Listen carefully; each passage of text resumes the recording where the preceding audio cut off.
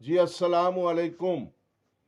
मैं अपने फेसबुक के दोस्तों वास्ते अज 10 गल्लां लैके आया।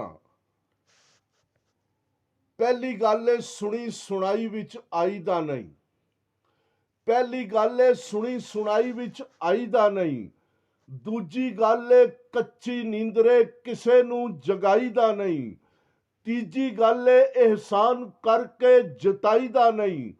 चौथी गल है गीबत नाल किसे नूं हसाई दा नहीं।